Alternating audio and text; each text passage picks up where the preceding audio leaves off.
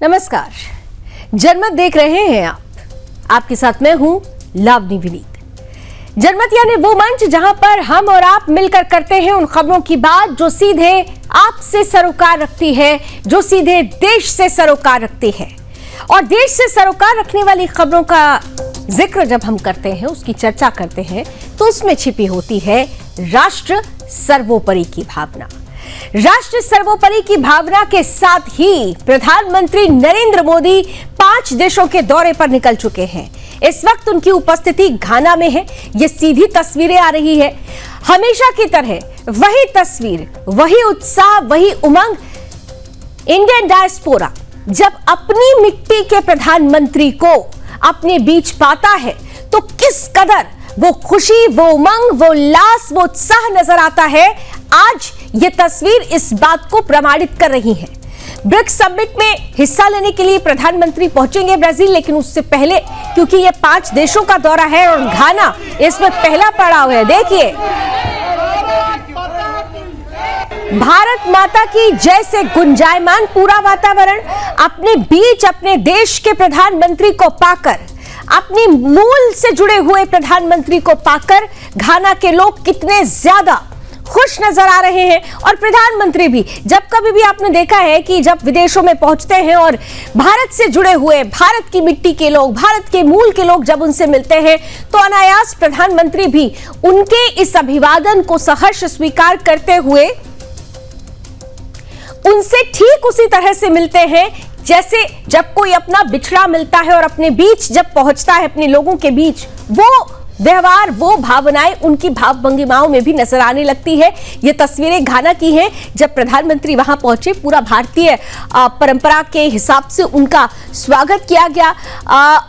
वहां के खास जो वाद्य यंत्र हैं उनमें उन्हें बजाकर भी प्रधानमंत्री का स्वागत किया गया और प्रधानमंत्री ने देखिए ताली बजाकर मुस्कुराते हुए इस स्वागत को स्वीकार किया। बच्चों के साथ मिलते हुए, जो यूथ वहां की है उनसे मिलते हुए प्रधानमंत्री यहां नजर आ रहे हैं। ये बताता है कि भारत के प्रधानमंत्री की लोकप्रियता दुनिया भर में किस तरीके से आगे बढ़ रही है। अपने बीच में अपनी मिट्टी के प्रधानमंत्री को पाकर, यानी अपने मूल से जुड़े हुए, आत्मा भले ही वहां रहते, शरीर भले ही वहां रहता हो इंडियन डायस्पोरा से जुड़े हुए लोगों का, लेकिन आत्मा हमेशा भारत से जुड़ी रही है।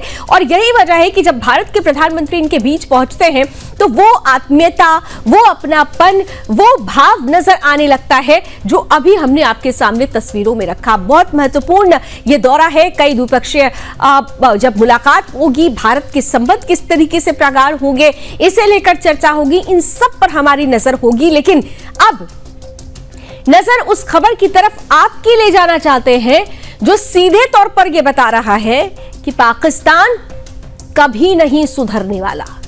पाकिस्तान के लिए भारत ने जो नीति अपना ली है, ऑपरेशन सिंदूर, वही न्यू नॉर्मल, जिसे लेकर भारत हर मंच पर पाकिस्तान को बेनकाब कर रहा है, पाकिस्तान से आतंकवाद के समूल विनाश का प्रण ले रहा है। यह भारत के लिए ही सबसे महत्वपूर्ण है, क्योंकि पाकिस्तान की जब हम बात करते हैं तो पाकिस्तान से आजकल एक ऐसा वीडियो आया हुआ है जो ये बताता है कि पाकिस्तान में मुल्ला मुनीर आतंकियों को किस तरह से अब भी संरक्षण दे रहा है, फ्री हैंड दे दिया है आतंकियों को। यहां पर एक सभा में आतंकी वीवीआईपी प्रोटोकॉल लेकर आते हैं। हाफिज सईद तो पहले ही ये तस्वीरें अक्सर देखा है आपने, हाफिज सईद को वीवीआईपी ट्रीटमेंट मिलता है, वो प्रोटोकॉल में रहता है। लेकिन यहां पर ऑपरेशन सिंदूर के बाद भारत ने जो रुख अपनाया है, पाकिस्तान थर थर कांप जरूर रहा है लेकिन उसका डीएनए कभी नहीं बदल सकता। और यही वजह है कि एक बार फिर से यहां पर आतंकी जमात को खुली छूट दी गई। वीवीआईपी प्रोटोकॉल दिया गया। बुलेट प्रूफ शीशे के पीछे खड़े रहकर, सोचिए, आतंकी बुलेट प्रूफ ग्लास के पीछे खड़े रहकर भारत को ललकार रहे हैं। कह रहे हैं ये आतंकी कि हिंदुओं की आस्था प्रभु श्री राम मंदिर को तोड़ दो। मुल्ला मुनीर को ये आतंकी कह रहे हैं। ये आतंकी कैसे खुलेआम जलसों में भारत के खिलाफ जहर उगल रहे हैं। सबसे पहले उनका ये बयान सुनिए, फिर भारत का इस पर क्या स्टैंड है आपको आगे बताते हैं।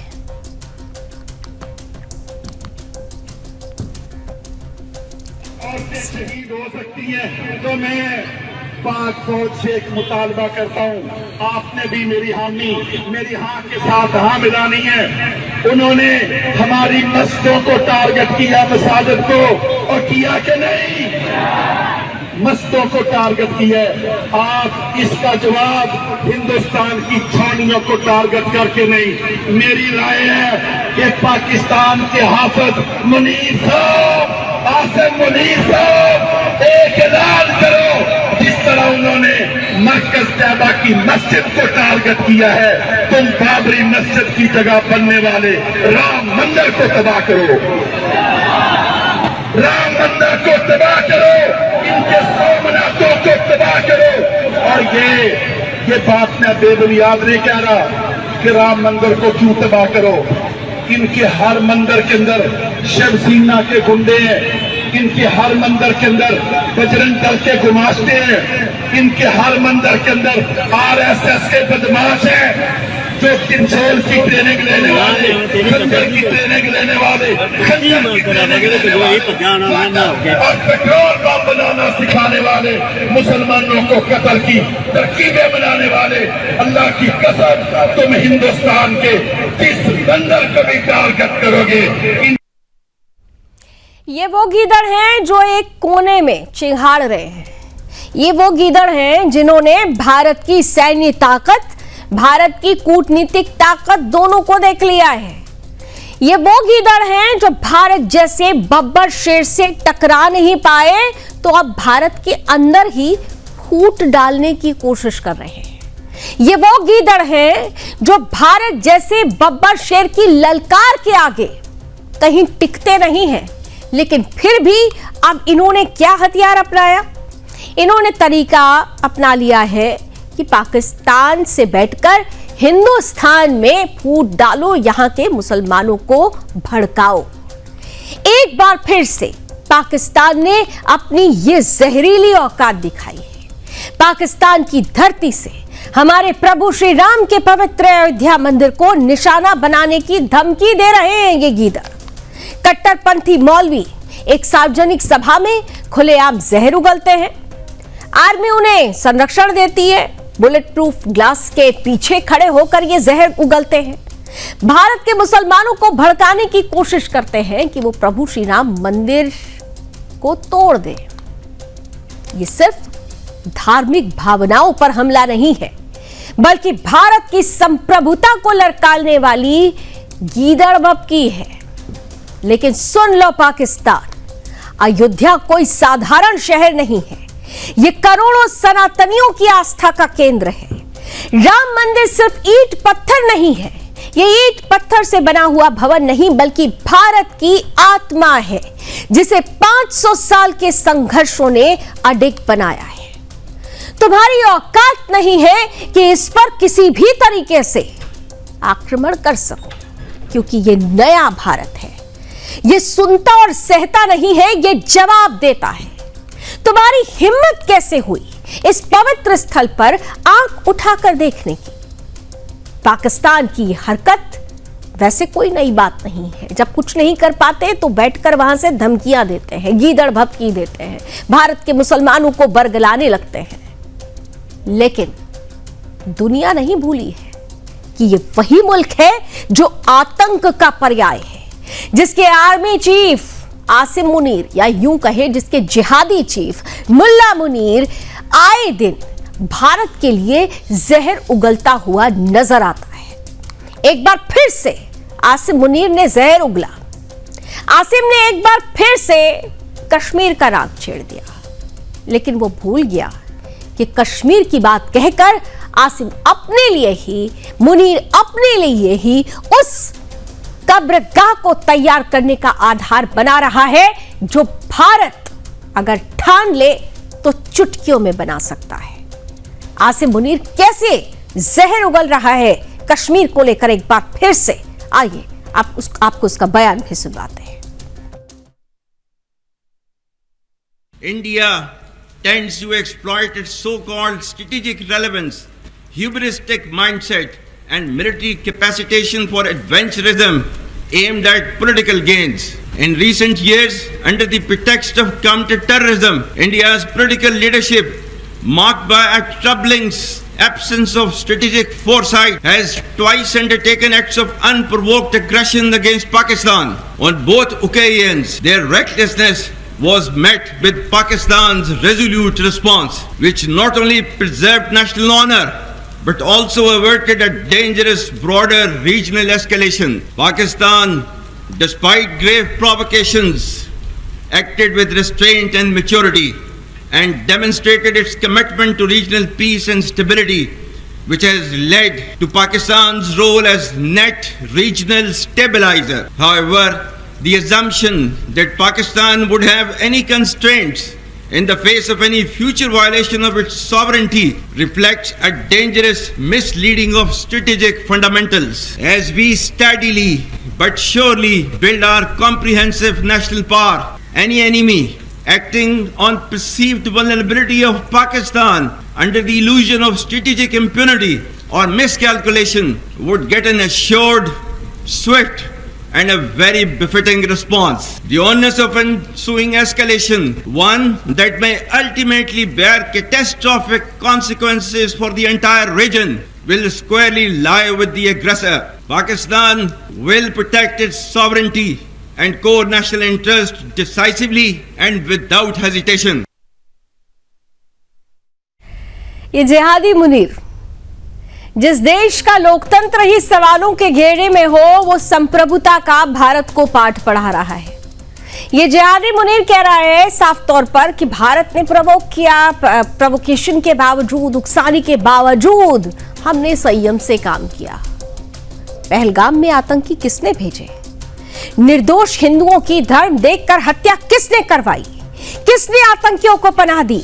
कौन आतंकियों के खुलेआम ऐसे जल से करवाता है? ये तस्वीरें पाकिस्तान के दोहरे चरित्र को दिखाती है। पाकिस्तान दुनिया के सामने आतंकवाद से पीड़ित स्वयं को बताने का प्रयास करता है, लेकिन ये वही पाकिस्तान है जो आतंकियों को पोसता है और उसका जीता जागता प्रमाण ये जलसा है जिसमें आतंकियों ने खुलेआम भारत की संप्रभुता पर आक्रमण करने का प्रयास किया है, भारत के अंदर फूट डालने की कोशिश की है। मुनीर ने नेवल एकेडमी में भारत पर बेबुनियाद आरोप लगाए, कश्मीर का राग अलापा, क्षेत्रीय तनाव बढ़ाने का इल्जाम लगाया, लेकिन मुनीर भूल गया कि ये वही मुल्क है जिसने सबसे ज्यादा अगर आग उगली है तो भारत के लिए उगली है। सबसे ज्यादा आतंकवाद से अगर कोई पीड़ित है इस मुल्ला मुनीर के मुल्क की वजह से, तो वो भारत है। ये वही मुनीर है जिसके जहरीले बयानों के बाद पहलगाम में आतंकी हमला हुआ था। ये वीडियो जिसमें प्रभु श्री राम मंदिर को उड़ाने की धमकी दी जा रही है, उसी साजिश का आगे का हिस्सा है जो भारत में अशांति फैलाना चाहता है। पाकिस्तान चाहता है कि भारत में धार्मिक विभाजन की आग भड़के, लेकिन पाकिस्तान भूल गया है ये भारत 2025 का भारत है। यहां राम भक्त ना झुकते हैं ना डरते हैं। जो रावण का अंत कर सकता है वो तुम्हें तुम्हारी औकात चुटकियों में याद दिला सकता है, और हमने ऐसा किया भी है। यह वीडियो भारत विरोधी प्रचार का हिस्सा है जो न सिर्फ हिंदुओं की आस्था को ठेस पहुंचा रहा है, बल्कि भारत के मुस्लिम समाज को भी भड़काने की साजिश है। पाकिस्तान भूल रहा है कि भारत का मुसलमान समाज भी इस देश का अभिन्न अंग है और वह इन नापाक मंसूबों का हिस्सा कभी नहीं बनेगा। हमारी सरकार से भी अपील है कि इस मुद्दे को संयुक्त राष्ट्र जैसे मंचों पर उठाया जाए, पाकिस्तान की इस्लामिक आतंक की फैक्ट्री को बेनकाब किया जाए, देश के भीतर हर उस तत्व पर कड़ी नजर रखी जाए जो इस जहरीले प्रचार का हिस्सा बन सकता है। सुदर्शन न्यूज की चेतावनी साफ है, राम मंदिर पर आंख उठाने वालों का हाल लंकापति रावण से भी बुरा होगा। यह भारत है जहां हर ईंट का जवाब शिला से दिया जाता है।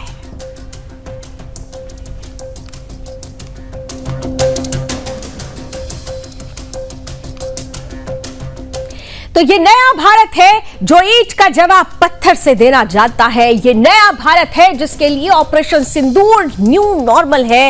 ये नया भारत है जो आतंकवाद के समूल विनाश का संकल्प ले चुका है, उसका प्रणेता बन चुका है। और यही वजह है कि इस नए भारत की नई और आक्रामक विदेश नीति ने दुनिया भर के देशों को अपना संदेश स्पष्ट रूप से दे दिया है। क्वाड के मंच पर भी कुछ ऐसा ही हुआ जब विदेश मंत्री डॉक्टर एस जयशंकर ने पाकिस्तान को ललकारा और सीधे तौर पर कह दिया कि आतंकवाद से कोई कॉम्प्रोमाइज नहीं होगा, और उन देशों को भी आईना दिखा दिया जो पाकिस्तान के सपोर्टर्स बनते हैं, जो पाकिस्तान के साथ गलबैयां करते हुए नजर आते हैं। उन्हें बता दिया गया कि आतंकवाद से पीड़ित और आतंकवाद को पोषित करने वाले दोनों को ही अलग अलग करके देखना होगा। हमें समझना होगा कि आतंकवाद से पीड़ित देश कौन है और आतंकवाद को पोषने वाला कौन है, और ऐसे में भारत किसी भी हद तक आतंकवाद को अब बर्दाश्त नहीं करेगा। आतंकवाद को खत्म करना ही भारत की पहली नीति बन चुकी है, और इसी नीति के तहत भारत ने वो तस्वीर दुनिया के सामने रखी है जहां पर भारत अपने नेशनल इंटरेस्ट को पहले देखेगा। भारत पहले अपनी नीतियों के साथ, अपनी स्पष्ट नियत के साथ भारत की नियति को तय करेगा। भारत ने न केवल आईना पाकिस्तान को दिखाया, बल्कि चीन से लेकर अमेरिका तक यह भी बता दिया कि जो कोई देश भी आतंकवाद या आतंकवाद को संरक्षण देने वाले देश को समर्थन देगा, भारत उसे भी अपना दुश्मन मानेगा। सीजफायर को लेकर भी जिस तरीके से हमारे देश के अंदर भी राजनीति खूब हुई थी कि झुक गया भारत अमेरिका के आगे, ट्रंप लीड ले रहे हैं, लेकिन भारत ने उनके ही देश में अमेरिका को भी आईना दिखा दिया और बता दिया कि भारत ने सीज फायर भी अपनी शर्तों पर किया है। भारत अभी भी ऑपरेशन सिंदूर के साथ ही आगे बढ़ रहा है, हमने सिर्फ पॉज किया हुआ है। लेकिन अगर अगली बार पाकिस्तान की तरफ से एक कदम भी आतंकवाद को लेकर भारत के खिलाफ अगर उठाया गया तो भारत उसे एक्ट ऑफ वॉर मानेगा और उसी अंदाज में कड़ा जवाब भी देगा। पाकिस्तान से लेकर चीन तक, चीन से लेकर अमेरिका तक भारत ने कैसे तो टूक अपने संदेश को स्पष्ट किया है। डॉक्टर एस जयशंकर ने कैसे दुनिया को सामने रखकर आईना दिखा दिया है, भारत की नई नीति की तस्वीर प्रस्तुत की है, क्या कुछ उन्होंने कहा और इसका कितना बड़ा असर देखने को मिल रहा है। आइए ये सब कुछ बताते हैं आपको हमारी आज की इस स्पेशल रिपोर्ट में।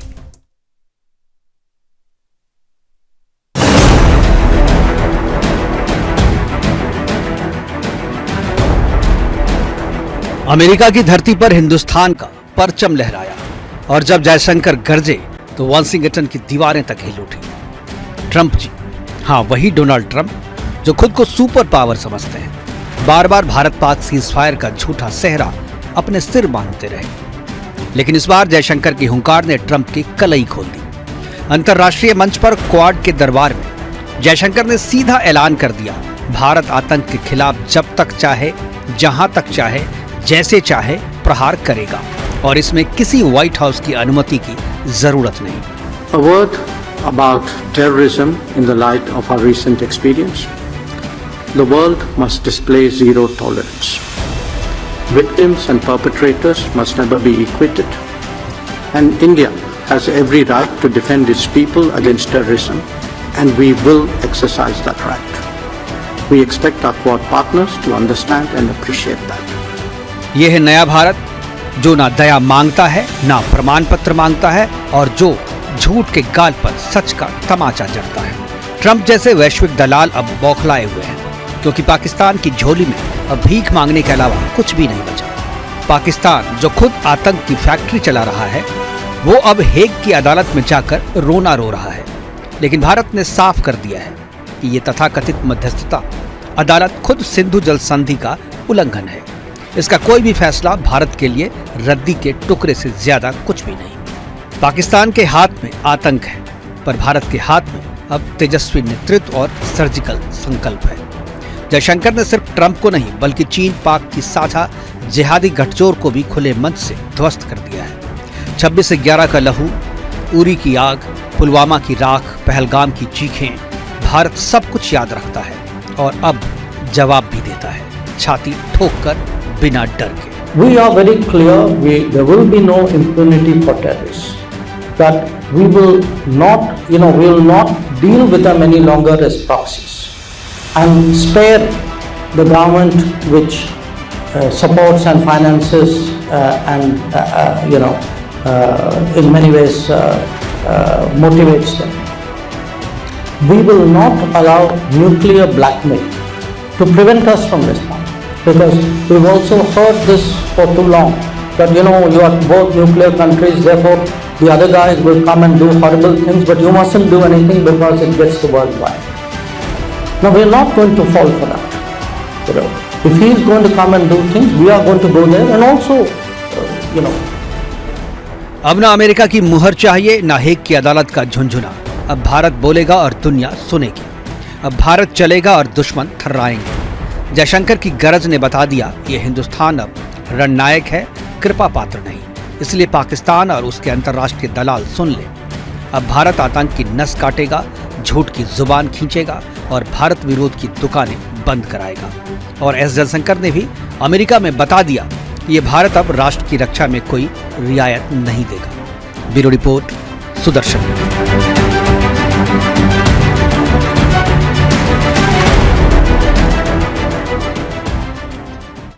तो भारत ने अब बता दिया है कि भारत अपने नेशनल इंटरेस्ट के साथ अब कोई कॉम्प्रोमाइज नहीं करेगा और आतंकवाद पर तो किसी भी हाल में कोई कॉम्प्रोमाइज नहीं किया जाएगा। और यही वजह है कि भारत न केवल अब गरज रहा है, भारत न केवल नए भारत की बुलंद तस्वीर दुनिया के सामने रख रहा है, बल्कि भारत के भीतर भी लोगों के अंदर वो विश्वास जगाने में कामयाब रहा है जो विश्वास आतंकियों ने अपनी नापाक साजिश से डगमगवाने की कोशिश की थी। दरअसल भारत में हर साल आयोजित होने वाली अमरनाथ यात्रा का पहला जत्था आज सुबह जम्मू कश्मीर के उपराज्यपाल मनोज सिन्हा की उपस्थिति में ट्रिपल लेयर सुरक्षा के बीच रवाना हो गया। ये विश्वास का ही नतीजा है। ये जत्था कश्मीर घाटी के नुनवान और बालटाल बेस कैंप तक पहुंच चुका है। श्रद्धालुओं का उत्साह देखते ही बन रहा है। बाबा बर्फानी की ये यात्रा बहुत खास है और इस यात्रा का पहला चरण कल से औपचारिक रूप से शुरू हो जाएगा। लेकिन इससे पहले ही बालटाल में भक्तों का जमावड़ा देखने को मिल रहा है। यात्रा के इस पहले जत्थे में दूर दराज से आए श्रद्धालु भगवान शिव के पवित्र हिमलिंग के दर्शन की आकांक्षा लिए बेस कैंप पहुंच चुके हैं। जैसे ही श्रद्धालु बालटाल बेस कैंप पहुंचे, पूरे वातावरण में बम बम भोले और जय बाबा बर्फानी के जय घोष गूंज उठे। शिव भक्ति से सराबोर इन भक्तों की आंखों में गहरी आस्था और चेहरे पर आत्मिक शांति के साथ साथ अपनी सरकार और अपनी प्रशासन के प्रति विश्वास भी झलक रहा था। इस विश्वास को ही अपने कैमरे में कैद करने की कोशिश की मेरे सहयोगी रोहिल ने। यह जत्था किस तरह से अनोखी ऊर्जा के साथ आगे बढ़ रहा है, आइए देखते हैं सहयोगी रोहिल की नजरों से।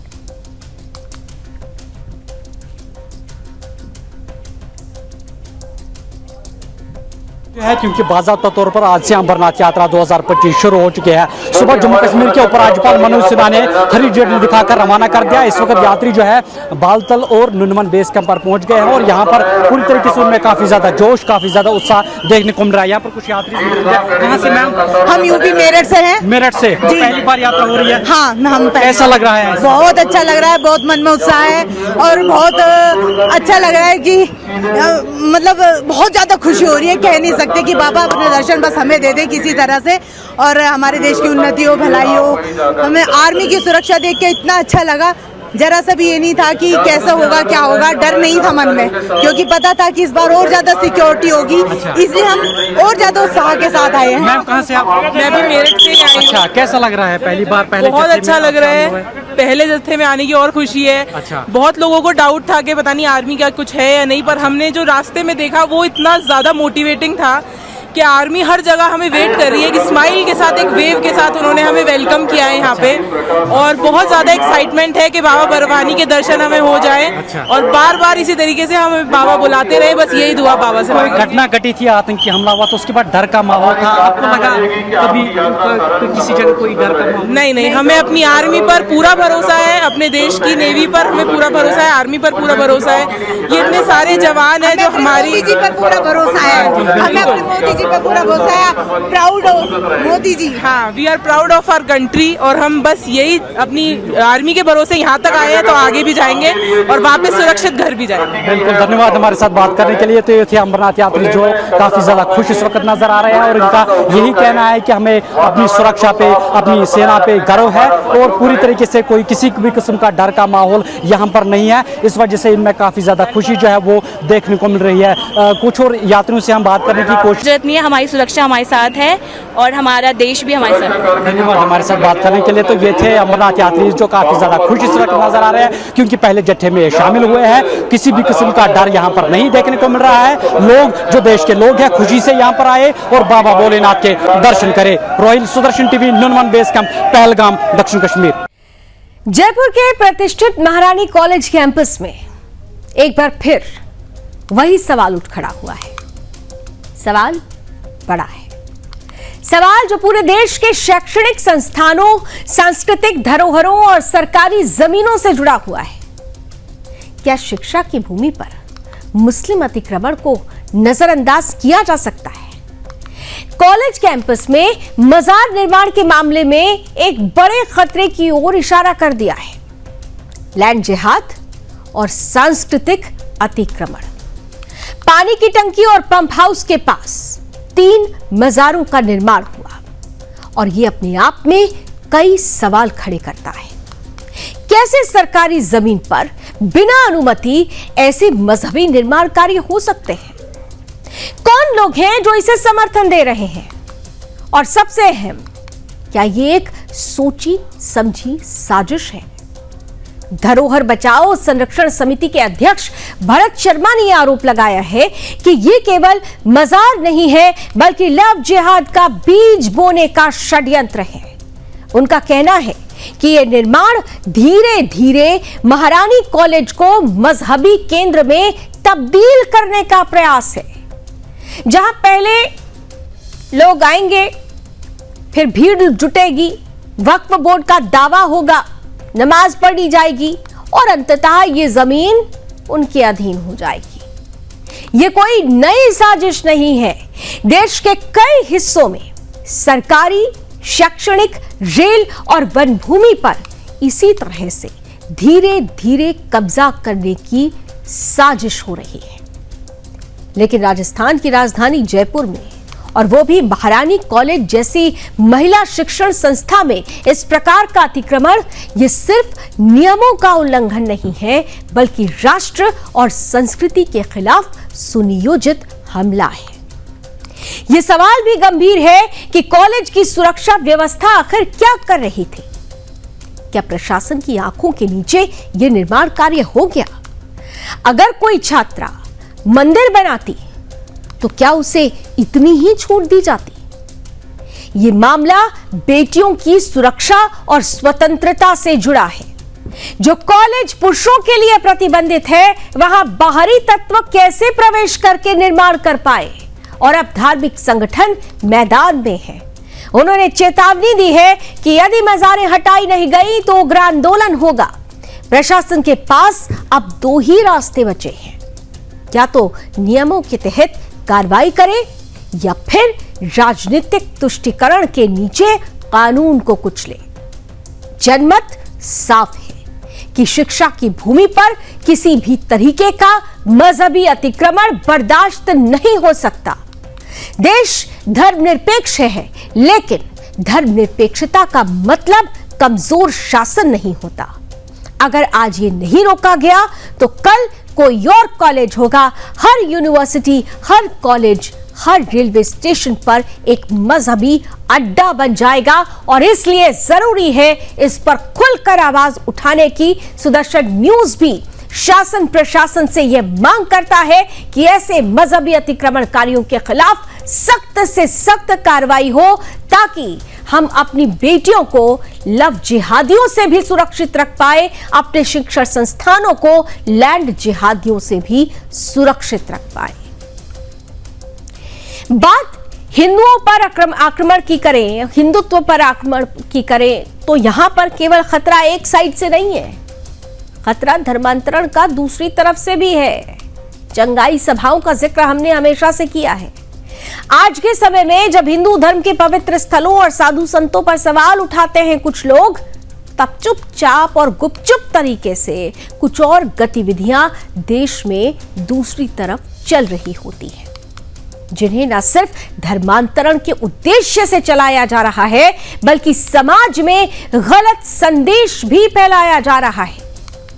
हाल ही में दिल्ली में आयोजित एक चंगाई सभा ने यह साबित कर दिया कि कैसे धर्मांतरण के नाम पर हिंदू समाज की निंदा की जा रही है, जबकि उन्हें ईसाई धर्म के ढोंग और पाखंड की झलक नहीं दिखाई देती। गुपचुप तरीके से आयोजित चंगाई सभा में सैकड़ों हिंदुओं को जुटा करके ईसाई धर्म के प्रचार प्रसार का काम किया गया। चंडीगढ़ से आए बिशप विजय एमुअल ने इस सभा की अगुवाई की। गुपचुप तरीके से नाबालिग बच्चों और महिलाओं को ईसा मसीह के नाम पर चंगा करने का नाटक किया। महिलाओं को अपमानजनक तरीके से छुआ गया और बालिग पुरुषों को आत्मा के अभिषेक के नाम पर स्टेज पर बुलाकर तमाशा किया गया। यह सभा न केवल एक धार्मिक नाटक नौटंकी थी, बल्कि इसमें हिंदू धर्म के पवित्र ग्रंथों का भी अपमान हो रहा था। ऋग्वेद का गलत उद्धरण करते हुए बाइबल का प्रचार किया गया। यह दिखाता है कि कैसे कुछ ताकतें, कुछ षड्यंत्रकारी ताकतें हिंदू समाज को कमजोर करने के लिए इसे पाखंड और अंधविश्वास की संज्ञा दे रही है, जबकि खुद उनके द्वारा किए गए ये कुकृत्य अनैतिक और असंवैधानिक है। हम ये सवाल उठाते हैं कि क्या हिंदू धर्म में ही पाखंड है? क्या हमारे धर्म, हमारे ऋषि मुनियों की शिक्षाओं पर सवाल उठाने वाले लोग चंगाई सभाओं में होने वाले ढोंग को ऐसे ही होने देंगे? इस पर मौन क्यों है वो लोग? ये सिर्फ हिंदू धर्म को ही क्यों पाखंड बताने का काम कर रहे हैं और ऐसे लोगों के खिलाफ आवाज बुलंद क्यों नहीं हो रही है? ईसाई मिशनरीज द्वारा चलाए जा रहे धर्मांतरण के इस षड्यंत्र में किस कदर हिंदुओं को प्रताड़ित किया जा रहा है, हिंदू समाज को, हमारी सनातन परंपरा को, सनातन को अपमानित किया जा रहा है, क्या ये बातें नहीं दिखती उन लोगों को जो स्यूडो सेक्युलरिज्म की झंडा बरदारी करते हैं? हमारे राष्ट्रवादी संतों ने जब अपनी सभाओं में किसी तरह का इलाज या उपचार करने की बात की तो सुप्रीम कोर्ट ने उस पर सवाल उठाए, माफी तक मंगवाई गई। लेकिन जब ईसाई मिशनरी इस तरीके के आयोजन में महिलाओं को अपमानित करे, बच्चों को धोखा दे, धर्मांतरण करने की कोशिश करे, तो फिर हमारी अदालतें भी क्यों चुप रहती हैं? हमारी राष्ट्रीय महिला आयोग और बाल संरक्षण आयोग को भी इस मुद्दे पर संज्ञान लेना चाहिए। क्या यह मामला उनके ध्यान में आना नहीं चाहिए? क्या सुप्रीम कोर्ट को भी इस पर स्वतः संज्ञान नहीं लेना चाहिए? क्या कोर्ट को इस पर तुरंत कार्रवाई नहीं करवानी चाहिए? लेकिन इस अंधविश्वास और पाखंड पर सबने आंख मूंद ली है। हमें ये नहीं भूलना चाहिए कि ऐसे आयोजनों के जरिए एक साजिश के तहत हिंदू धर्म की नींव को कमजोर करने की कोशिश की जा रही है। और ऐसे में सवाल ये उठता है कि दिल्ली सरकार और केंद्र सरकार इस मिशनरी गतिविधि के खिलाफ एक्शन क्यों नहीं ले रही? क्यों हमें ये देखना पड़ रहा है कि इन ईसाई मिशनरीज गतिविधियों को रोका नहीं जा रहा? हिंदू धर्म को यह अपमानित कर रहे हैं। बड़ी संख्या में हिंदुओं का, कमजोर हिंदुओं का, गरीबों का धर्मांतरण करा रहे हैं। ये समय है कि हम सब एकजुट होकर इन ढोंगी, इन षड्यंत्रकारियों के खिलाफ आवाज बुलंद करें, इनका पर्दाफाश करें और हमारे धर्म, संस्कृति और समाज की रक्षा करें। हम सबको मिलकर यह सुनिश्चित करना होगा कि हिंदू धर्म को बचाने और सशक्त बनाने की दिशा में हर कदम उठाया जाए। एक पाखंडी पास्टर बजिंदर जेल गया तो उसकी जगह दूसरा ढोंगी सामने आ गया। भूत भगाने के नाम पर दुकान चला रहा है और अब इसके खिलाफ कोर्ट क्यों नहीं बोल रही? क्या ये अंधश्रद्धा नहीं है? ऐसे लोगों के खिलाफ हिंदू समाज को एकजुट होना होगा। हम बार बार कहते हैं कि जब जब हिंदू बटा है तब तब देश भी कटा है, और जहां जहां हिंदू बटा है वहां वहां देश कटा है। तो ऐसे षड्यंत्रकारी ताकतों से हमें अपने देश को बचाना है, एकजुट होना है और ऐसे धर्मांतरण के नरपिशाचों के खिलाफ हल्ला बोलना है। चलिए आगे बढ़ते हैं। जनमत में बात अब भारत भूटान के उस रिश्ते की हम करने वाले हैं जो ना सीमाओं से बंधा हुआ है ना वक्त से, बल्कि अटूट भरोसे और सुरक्षा साझेदारी से जुड़ा है। भारत की थल सेना प्रमुख जनरल उपेंद्र द्विवेदी इस वक्त भूटान के 4 दिवसीय दौरे पर हैं। दौरे का उद्देश्य साफ है कि सैन्य सहयोग को और मजबूत करना है और भारत भूटान रणनीतिक साझेदारी को नई ऊंचाई देनी है। 1 जुलाई को जनरल द्विवेदी ने भूटान के राष्ट्राध्यक्ष जिग्मे खेसर नामग्याल वांगचुक और पूर्व राजा जिग्मे सिंघे वांगचुक से शिष्टाचार मुलाकात की। ये मुलाकात सिर्फ राजनयिक औपचारिकता नहीं थी, बल्कि उस गहरी मित्रता की मिसाल है जो भारत और भूटान के बीच दशकों से कायम है। इसके बाद उन्होंने रॉयल भूटान आर्मी के chief operations officer lieutenant general Batoo Tshering के साथ भी लंबी बातचीत की। मुद्दा स्पष्ट था, मुद्दा था क्षेत्रीय सुरक्षा, मुद्दा था सैन्य प्रशिक्षण और मुद्दा था साझा ऑपरेशनल रणनीति। जनरल द्विवेदी ने भूटान में भारत को 2 प्रतिष्ठित संस्थान, इंडियन मिलिट्री ट्रेनिंग टीम और प्रोजेक्ट दंतक का भी दौरा किया। यह सिर्फ संस्थान नहीं है, भारत की वर्षों पुरानी सेवा भावना और कूटनीतिक साझेदारी के प्रतीक भी है। जनरल द्विवेदी ने एकेडमी में ग्यालसांग राष्ट्रीय सेवा कार्यक्रम की जानकारी ली और युवाओं से संवाद भी किया। साफ संदेश दिया कि भारत न सिर्फ सीमा की रक्षा में साथ है, बल्कि भूटान के सैन्य और सामाजिक विकास में भी कंधे से कंधा मिलाकर चल रहा है। इस पूरी यात्रा के दौरान थल सेना प्रमुख ने सैन्य शिक्षा, क्षमता निर्माण और द्विपक्षीय रणनीतिक संवाद पर भी जोर दिया। यही है नई दिल्ली और थिम्पू के रिश्ते की रीढ़, भरोसा, साझेदारी और सम्मान। ये यात्रा भले ही 4 दिन की हो, लेकिन इसका असर आने वाले दशकों तक भारत भूटान की रक्षा नीति में दिखेगा, क्योंकि ये रिश्ता सिर्फ पड़ोसी होने का नहीं, बल्कि रणनीतिक मित्र और सुरक्षा साझेदार होने का भी है।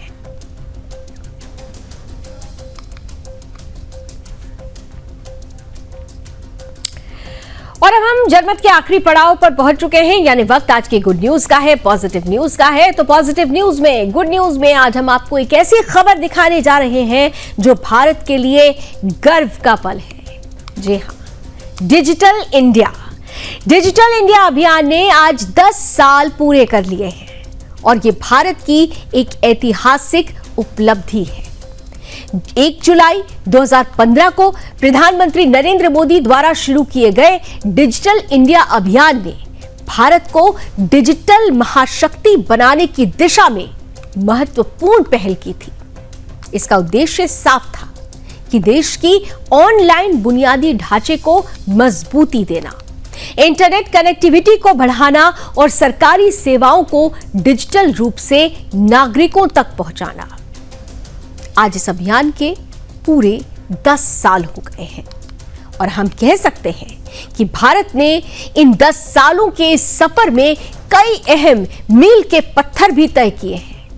भारत में इंटरनेट उपयोगकर्ताओं की, अगर हम कंज्यूमर्स की बात करें, उपयोगकर्ताओं की बात करें, तो इनकी संख्या 2014 में जहां 25 करोड़ थी, जो अब बढ़कर 2025 में 97 करोड़ तक पहुंच चुकी है और बल्कि इससे ज्यादा हो चुकी है। इसके अलावा 5G नेटवर्क का रोल आउट दुनिया में सबसे तेज रहा है, जिससे भारत का 95% हिस्सा आबादी का डिजिटल दुनिया से जुड़ गया है। डिजिटल भुगतान के क्षेत्र में भी भारत ने वैश्विक नेतृत्व किया है। यूनिफाइड पेमेंट्स इंटरफेस यूपीआई के जरिए डिजिटल लेन देन में अभूतपूर्व वृद्धि हुई है। आज हर साल भारत में 100 बिलियन से अधिक डिजिटल लेन देन हो रहे हैं। डिजिटल इंडिया ने न केवल इंटरनेट की पहुंच बढ़ाई है, बल्कि देश की सरकारी सेवाओं को भी डिजिटल रूप से नागरिकों तक पहुंचाया है।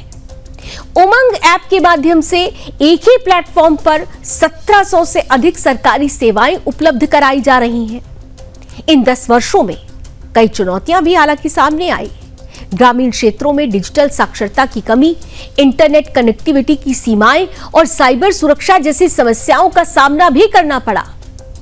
लेकिन बावजूद इसके भारत ने इन चुनौतियों पर पार पाया और आज दुनिया के अग्रणी डिजिटल देशों में से भारत एक बन चुका है। प्रधानमंत्री नरेंद्र मोदी के नेतृत्व में डिजिटल इंडिया ने भारतीय समाज को, अर्थव्यवस्था को नई दिशा दी। यह हम सभी के लिए गर्व का पल है कि हम एक डिजिटल महाशक्ति बनने की दिशा में कदम बढ़ा चुके हैं। डिजिटल इंडिया के इस सफर की सफलता पर हम सभी को गर्व है।